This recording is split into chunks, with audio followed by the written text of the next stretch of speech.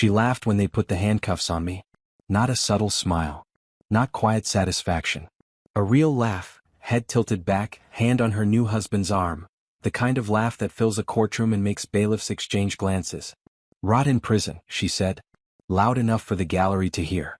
"My new husband and I will spend your millions." She walked out thinking she'd won. What she didn't see, what nobody in that courtroom saw, was the note I'd already slipped to the property buyer sitting in row 3 before they led me away. One number on it.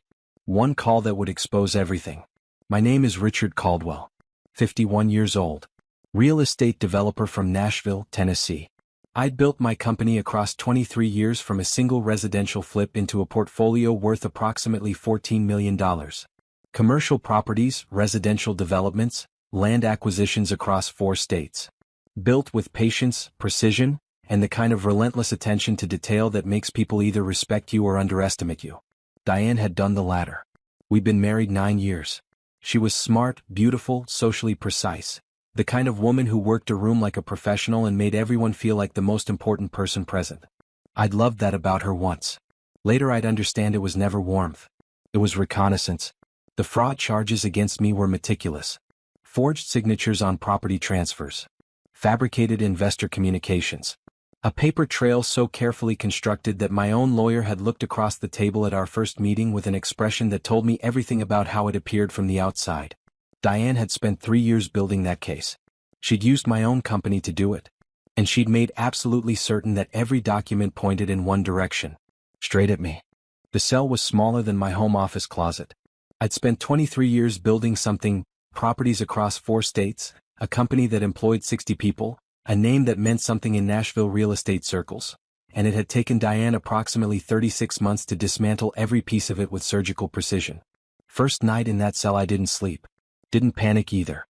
I lay on that narrow cot staring at a concrete ceiling and did what I'd always done when situations turned genuinely dangerous. I thought backwards. Traced every decision, every signature, every meeting, every document back to its origin point. Looking for the thread. There's always a thread. Diane was meticulous, I'd give her that completely. The forged signatures were expert level.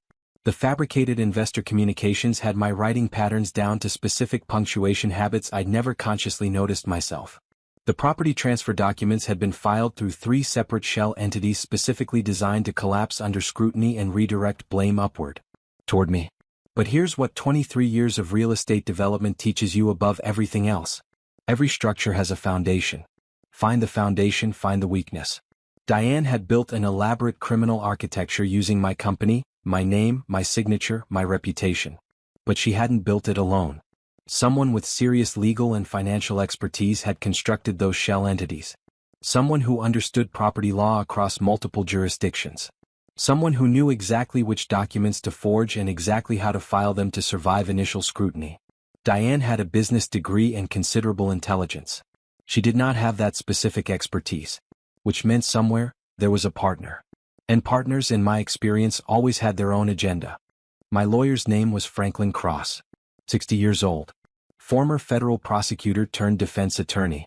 The kind of man who wore the same style of suit every day because he'd stopped caring about appearances somewhere around his 40th case and started caring exclusively about winning. He visited me on day 4. Sat across the visitation table with a legal pad, 2 pens, and the expression of a man who'd heard every version of innocence and had developed a precise internal mechanism for separating genuine from performance. He studied me for a long moment before speaking. "The note," he said. "Tell me about the note." I'd slipped it to Marcus Webb, a property buyer I'd been negotiating with for 8 months on a commercial development in Franklin County. Good man. Methodical.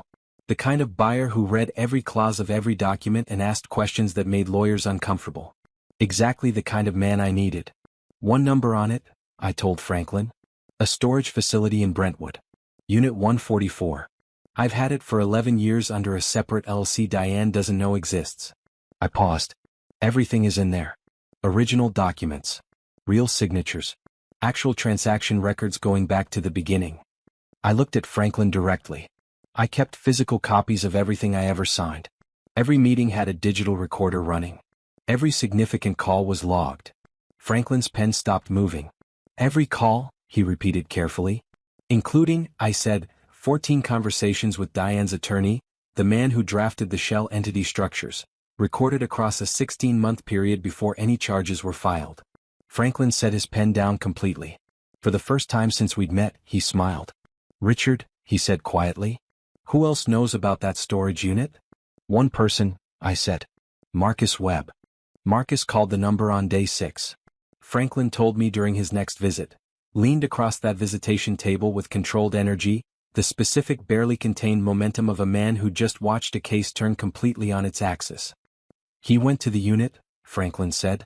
"Everything is there exactly as you described." He opened his legal pad. "Richard, I need to ask you something and I need complete honesty. The recordings. How many total?" 47 across 16 months. Franklin exhaled slowly through his nose. "And Diane's attorney, Harrison Cole, his voice is identifiable throughout?" "Identifiable and specific," I said. "He walks through the shell entity structure in detail across 3 separate conversations. Explains exactly how the signature forgeries would survive forensic analysis. Discusses the investor communication fabrications." I paused. "In the final recording he references Diane by first name 11 times while outlining the timeline for my arrest." Silence. "He knew about the arrest timeline," Franklin said carefully. "He helped design it." Franklin sat back. Harrison Cole was one of Nashville's most prominent real estate attorneys. 30-year career. Bar Association board member. The kind of professional credibility that makes accusations sound absurd before evidence is even presented. Which was precisely why Diane had chosen him. "There's something else," I said. "The new husband, Gregory Marsh. Check his previous marriages. Specifically the financial outcomes." I looked at Franklin steadily. "Diane wasn't my beginning. I wasn't her first." Franklin made a note. "How long have you known that?" 8 months, I said. "I found inconsistencies in her background during a routine business insurance review. Hired an investigator quietly." I paused. "Then the charges came before I could act." Franklin closed his legal pad. "Richard, how long were you prepared to wait in here before using any of this?" I looked at him. "However long it took," I said. "Some things are worth patience." Franklin filed the motion on a Tuesday. I wasn't there, still in county holding, but he called me through the facility phone system that evening and described the courtroom with the precise satisfaction of someone who'd spent 40 years waiting for exactly this kind of moment. Cole was present, Franklin said, representing Diane on a related civil matter. He was sitting at the plaintiff's table when the judge reviewed our preliminary evidence submission. Pause. "Richard, I've seen a lot of men go pale in courtrooms. Harrison Cole went a specific shade I've genuinely never witnessed before." The motion cited prosecutorial misconduct, fabricated evidence, and attorney-client privilege violations. It attached 3 of the 47 recordings as preliminary exhibits, specifically chosen, Franklin explained, for maximum immediate impact rather than comprehensive disclosure. "Save the rest for trial. Always save the rest for trial." The DA's office requested an emergency recess within 40 minutes of receiving the filing. Meanwhile, Franklin's investigator had spent 72 hours pulling Gregory Marsh's history. 2 previous marriages. Both ended in divorce following significant asset transfers. One in Atlanta, one in Charlotte. In both cases, Marsh had been introduced to his eventual wife through the same social circles approximately 18 months before financial irregularities emerged in the husband's businesses. Same pattern. Different cities. Different names. Gregory Marsh wasn't Diane's new husband. He was her business partner. Possibly her original one. "How far back do they go?" I asked. "We think at least 12 years, Franklin said. "Before she met you." He paused. "Richard, Diane didn't fall in love with you and eventually decide to betray you. I already knew what was coming. She identified you," I said quietly. "And then she introduced herself." "At the Morrison Group Charity Gala," Franklin confirmed. "October 2015. We pulled the guest list. Marsh attended the same event." I thought about that evening. Diane in a red dress. The way she'd approached me like it was accidental. Nothing about it had been accidental. Harrison Cole flipped on day 9. Franklin called it the fastest he'd ever seen a 30-year legal career dissolve. 4 hours of federal questioning and Cole had handed over everything. Emails. Financial records. Billing statements showing payments from a shell entity traced directly to Gregory Marsh across a 4-year period. Cole hadn't been Diane's attorney. He'd been Marsh's asset from the beginning. The federal prosecutor assigned to the misconduct investigation was a woman named Sandra Price, 43 years old. The specific kind of relentless that made defense attorneys lose sleep. She called Franklin the morning after Cole's cooperation agreement was signed. She wants to know, Franklin told me, how many recordings exist total. 47, I said. She'd like all of them. She can have them the moment my charges are formally dropped. Franklin delivered that message. Sandra Price apparently smiled. He described it as the smile of someone who'd just been handed considerably more than they'd expected, and began drafting the paperwork immediately. My charges were dropped on a Friday morning. I walked out of county holding at 9:15 a.m. wearing the same suit I'd worn into that courtroom 11 days earlier. Franklin was waiting outside with coffee, black, no sugar he'd remembered, and the specific quiet energy of a man who just won something worth winning. Diane doesn't know yet, he said, handing me the cup. I stood in that parking lot breathing actual air for a long moment. Where is she? I asked. Home. You're home technically, she's still in the property pending civil proceedings. Franklin paused. Gregory Marsh is currently at Nashville International. Flight to Zurich boards in 3 hours. I looked at Franklin. Sandra Price knows? Federal agents are at the gate, he said simply. As of 20 minutes ago. I drank my coffee. Watched the morning traffic move past. And Cole? I asked. Disbarred by end of business today, Franklin said. Bar association moved faster than I've ever seen.